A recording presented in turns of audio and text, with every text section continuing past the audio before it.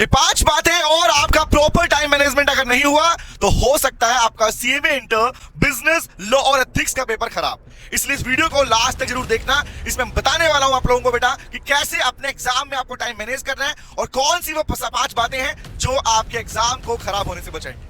तो आइए शुरू करते हैं। वो 5 बातें कौन सी हैं और आपके पास में आपका टाइम मैनेजमेंट कैसे करना है। तो मैं शुरुआत करता हूं कि आपको आपके पेपर में अपना प्रॉपर टाइम कैसे मैनेज करना है। तो एक तरफ मैंने लिखा है यहां पर आपका पेपर पैटर्न। हमारा एग्जाम पैटर्न सब बच्चों को पता है, फिर भी मैंने यहां पे मेंशन किया था कि कुछ क्लैरिटी आपको मिल पाए। यहां पर as you know guys 15 MCQ मिलने वाले 2 नंबर के, टोटल मिलकर बनेंगे 30 मार्क्स। 30 नंबर के एमसीक्यू आपके एग्जाम में आ रहे हैं। और रिपीट कर रहा हूं, यहां पर सिर्फ और सिर्फ आपको ऑप्शन नंबर ही लिख के आना है। पूरा का पूरा कोई रीजन देने की रिक्वायरमेंट आप लोगों को नहीं है। सिर्फ क्वेश्चन नंबर और सामने कौन सा ऑप्शन चूज किया वो लिख के आना है। ये नंबर 1 बात याद रखना। दूसरी बात, 7 क्वेश्चन मिलेंगे हमें सब्जेक्टिव 70 नंबर के, जिसमें से हमें सिर्फ 5 क्वेश्चन को ही अटेम्प्ट करना है मेरे लाल। अब बात सुनो ध्यान से। 14 नंबर का एक क्वेश्चन आने वाला है 7+7 मार्क्स का। अब यहां पर भी मैंने पहले ही बोल देता हूं कि यहां पर सब्जेक्टिव क्वेश्चन को अटेम्प्ट करने के सारे टाइम पे 30 मिनट से ज्यादा किसी भी क्वेश्चन को आपको अलॉट नहीं करना है। प्रॉपर टाइम कैसे एलोकेट करेंगे बात करते हैं इस बारे में। तो ये पेपर पैटर्न हमारे पास में, इसके पूरा डिस्कशन मैंने यहां पे पूरा बनाया है। इसी पार्ट को फॉलो कीजिएगा, ये रिकमेंडेड पार्ट है, यही आपको आपके एग्जाम में सक्सेस एंश्योर करेगा। तो कैसे करना है गाइस? एज यू नो हमारे पास टोटल टाइम पीरियड है 3 घंटे का, दैट मींस 180 मिनट। लेकिन मैं कहूंगा बेटा आपके एग्जाम में सिर्फ 180 मिनट ही नहीं है, आपको 180 + 15 मिनट एडिशनल मिलते हैं। सर कौन से? याद करो, एग्जाम से पहले आपको 15 मिनट आपको पेपर रीडिंग करने के लिए मिलते हैं। मैं उस 15 मिनट को इंपॉर्टेंट सिलेक्शन टाइम की विंडो बोलता हूं। इन शॉर्ट कहने का मतलब क्या है, शुरुआत के 15 मिनट को ऐसे यूज करो कि वहां पर आपके 15 मिनट में आप ये चूज कर पाओ कि कौन सा सब्जेक्टिव क्वेश्चन आपको पहले करना है और कौन सा बाद में करना है, विच मींस कौन सा आपको पहले आता है और कौन सा आपको बाद में आता है।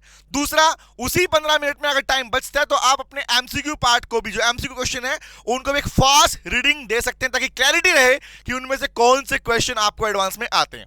तो याद रखना, ये टोटल टाइम आपको मिल जाता है 180 मिनट प्लस 15 मिनट। अब डिवोट कैसे करना है, एलोकेट कैसे करना है वो सुनो बात ध्यान से, वो बड़े काम की बात है गाइस, सुनना ध्यान से। शुरुआत के 20 मिनट आप एमसीक्यू पार्ट को दीजिए। बहुत सारे बच्चे बोलते हैं कि हम कहां से स्टार्ट करें, क्या एमसीक्यू पहले करें नहीं करें। मैं रिपीट कर रहा हूं guys, it is recommended, highly recommended कि आप अपनी शुरुआत अपने एमसीक्यू पार्ट से ही करेंगे। दैट मींस कहने का मतलब अपने शुरुआत के अंदर अपने 1 2 3 से लेके 15 तक मार्किंग बना लीजिएगा, नंबर लिख लीजिएगा, ताकि बाद में आपको ये दिक्कत ना है कि मेरे एमसीक्यू पार्ट छूट गए। तो बात सुनना, शुरुआत में आपको देना है ओनली और ओनली 180 मिनट में से 20 मिनट अलॉट करने एमसीक्यू पार्ट पे। रिपीट कर रहा हूं, not more than 20 minutes. 20 minute से ज्यादा अगर आप एमसीक्यू पार्ट पे लगाते हैं तो आपका सब्जेक्टिव पेपर बिगड़ने के चांस बढ़ जाते हैं। इसलिए 20 मिनट दे दो, उसके बाद में लास्ट के 10 मिनट्स को हम बाद में दोबारा यूज करेंगे, कोई पार्ट अगर क्वेश्चन छूट जाता है तो हमारे पास में। दूसरा पार्ट 150 मिनट, अगली 150 मिनट हम पूरा पार्ट सब्जेक्टिव क्वेश्चन पे देने वाले, जहां पर एक्यूरेट टाइम पीरियड बनता है हमारे पास में 30 minutes for each 14 marks question. That means 30 minute से ज्यादा किसी भी एक सिंगल क्वेश्चन पर नहीं लगाना है। टोटल 5 क्वेश्चन करने हैं, 2 पार्ट में मिलेगा 7+7 मार्क्स के अंदर, उसे 30 मिनट में ही खत्म करना है। ये टारगेट लेके चलना है। अगर आप किसी क्वेश्चन पर मैक्सिमम टाइम अलॉट करते हो, दैट मींस एग्जांपल के लिए मैं बोलता हूं कि मेरा किसी क्वेश्चन के ऊपर 35 मिनट लग गया तो सर, तो उस केस में मान लेना कि तुम्हारे पास अगले क्वेश्चन को अटेंड करने में 5 मिनट कम हो गए हैं, तो अगले क्वेश्चन का टारगेट तुम्हारा 25 मिनट का होना चाहिए। ऐसा भी हो सकता है, होता भी है कि कुछ क्वेश्चन छोटे होते हैं, इसलिए किसी क्वेश्चन में अगर मान लो मेरे 25 मिनट लगे 30 की जगह पर, तो मुझे 5 मिनट एडिशनल स्पेयर मिल गए अगले क्वेश्चन के लिए। तो ये टाइम वाला पार्ट बेटा अपने पास में लेके चलना, अपनी वॉच पास रखना, ताकि तुम अपने प्रॉपर टाइम को मैनेज भी कर सको यहां से। दूसरा, जैसे ही अपने पास 20 मिनट एमसीक्यू पे दिए, 150 मिनट आपको क्वेश्चन पे दिए, लास्ट के 10 मिनट्स मैं बोल रहा हूं 2 पार्ट में काम आएगा।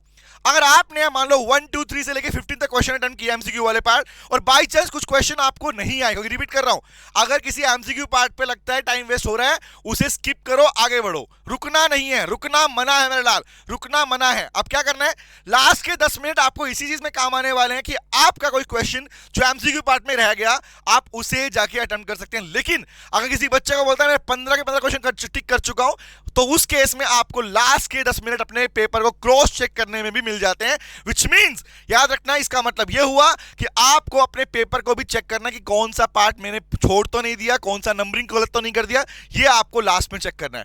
तो याद रखना 20 150 प्लस 10 ये आपका टोटल टाइम है अपने पेपर को अटेम्प्ट करने के लिए। और 15 मिनट वाला पार्ट याद रखना, सिलेक्शन विंडो को बहुत ही बेहतरीन तरीके से यूज करना, बिना बात के किसी भी वजह से अपना टाइम वेस्ट मत करना बातचीत के अंदर, एग्जाम में पूरा फोकस एग्जाम पे रखना। तो गाइस ये है आपका टाइम एलोकेशन जो रिकमेंडेड पार्ट है मेरी तरफ से आप लोगों को। इसके अलावा कुछ 5 बातें जो आपको याद रखनी है, जो गलतियां एग्जाम में होती हैं और जिसकी वजह से काफी बार बच्चों का पेपर खराब हो जाता है। कौन सी 5 बातें?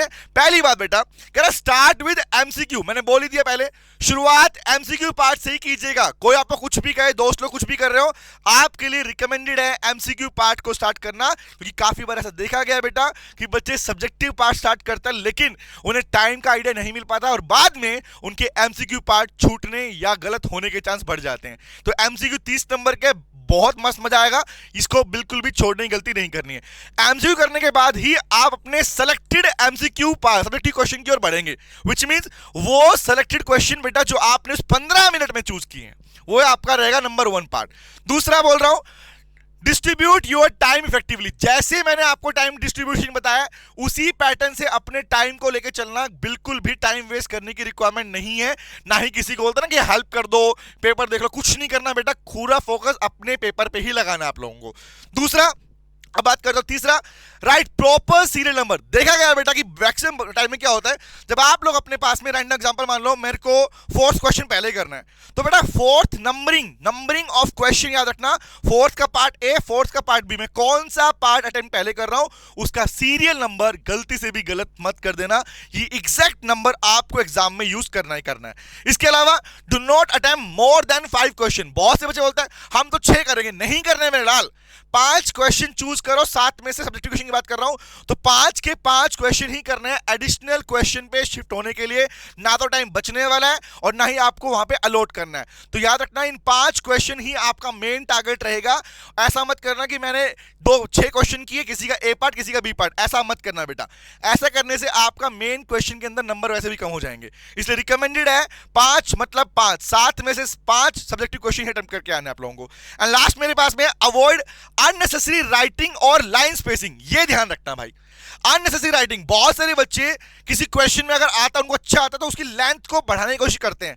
अननेसेसरी लीगल लैंग्वेज को इंक्रीज करने की कोशिश मत करना, जितनी रिक्वायरमेंट, जितना मैंने क्लास में बताया उतना का उतना पार्ट ही आपको एग्जाम में लिखना है। ये प्रॉपर मैंने लिख के आपको दिखाया भी था, तो किसी भी तरह की आपको अननेसेसरी राइटिंग पार्ट नहीं करना, बढ़ाना नहीं है, क्योंकि उसकी वजह से आपके बाकी क्वेश्चन के लिए टाइम खत्म हो सकता है। दूसरी बात, लाइन स्पेसिंग, बहुत सारे बच्चे क्या करते हैं, पैराग्राफ को पेज को भरने के चक्कर में लग जाते हैं और वहां पे लाइन स्पेसिंग बढ़ाते हैं।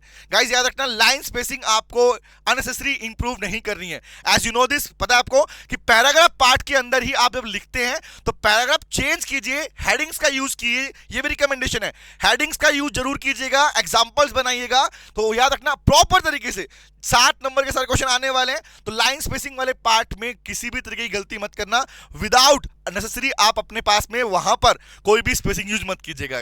Thank you very much guys, और ये सारी बातें आपको एग्जाम में डेफिनेटली बेटा सक्सेस दिलाने वाली हैं और आपकी तैयारी बहुत बढ़िया है। अपने आप पर विश्वास रखिए, कॉन्फिडेंस रखिए और गारंटी बोलता हूं पेपर बहुत ही शानदार, बहुत ही बेहतरीन होने वाला है। हमारी प्रिपरेशन शानदार हुई है गाइस, डोंट वरी। तो विश्वास रखिए and all the very best guys. और अपने पेपर का रिव्यू कि बाद में पेपर बताइएगा कैसा हुआ आपका, तो कमेंट सेक्शन में मुझे बताइएगा कि आपको अपकमिंग वीडियो या कोई ऐसी हेल्प चाहिए, कोई गाइडलाइन चाहिए तो किस चीज पे चाहिए मेंशन कीजिएगा। Thank you very much guys, take care, all the very best बेटा, ऑल द वेरी बेस्ट।